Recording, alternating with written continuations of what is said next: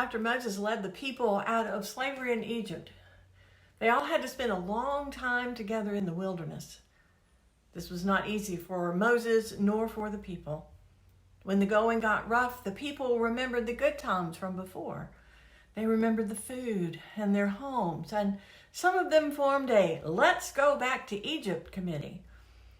But God fed the people in the wilderness. God sent manna and quail and commanded Moses to make water to come out of the rocks when they were thirsty, and to keep leading the people forward because they were being transformed into God's own people.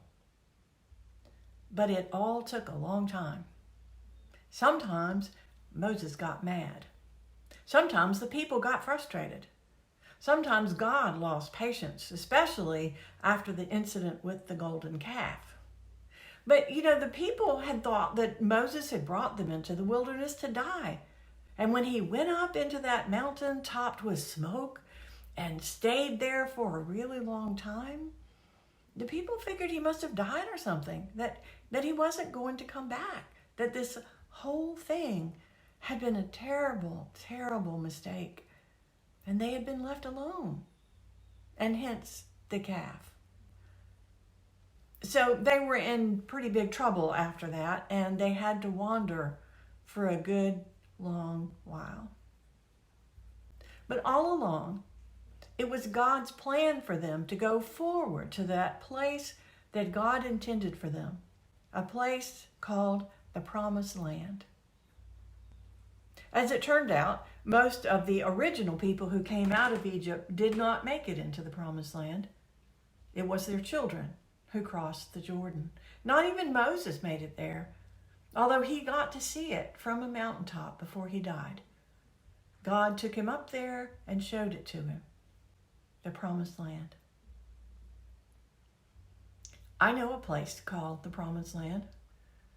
When my great-great-grandfather was 18 years old, he got on a boat in Dundalk, Ireland, and sailed to Augusta, Georgia, seeking a new life.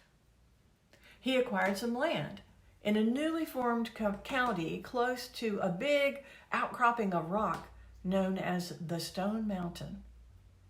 And eventually, he amassed 1,000 acres, and he called that place the Promised Land.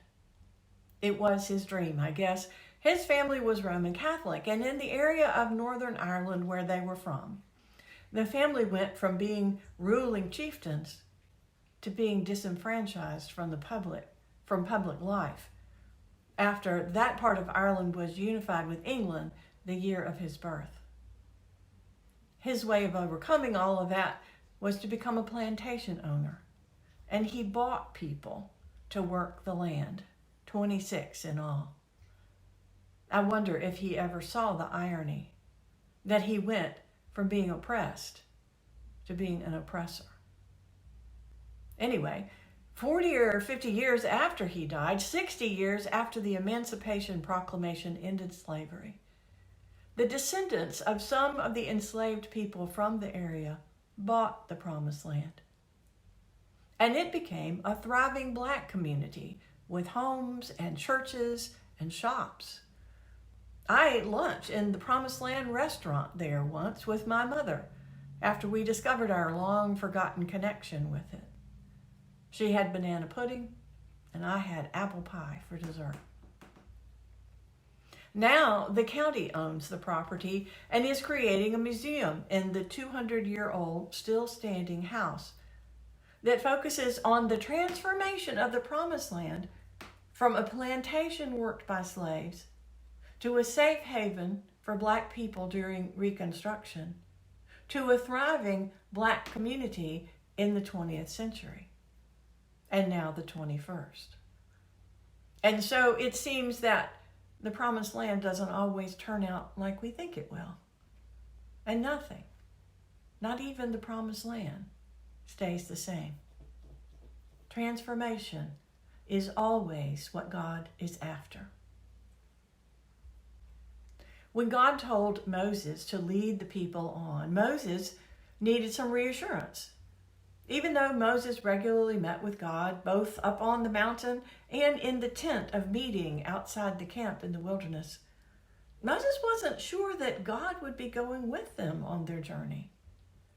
After all, Moses' experience of God was that God lived on Mount Sinai and occasionally came down to the tent at its bottom, but God was in that particular place. The whole thing about leaving Egypt originally had been that they were going to worship God at Mount Sinai. That was the sign that God had told Moses about when God sent him to Egypt to begin with, from a burning bush in that very place.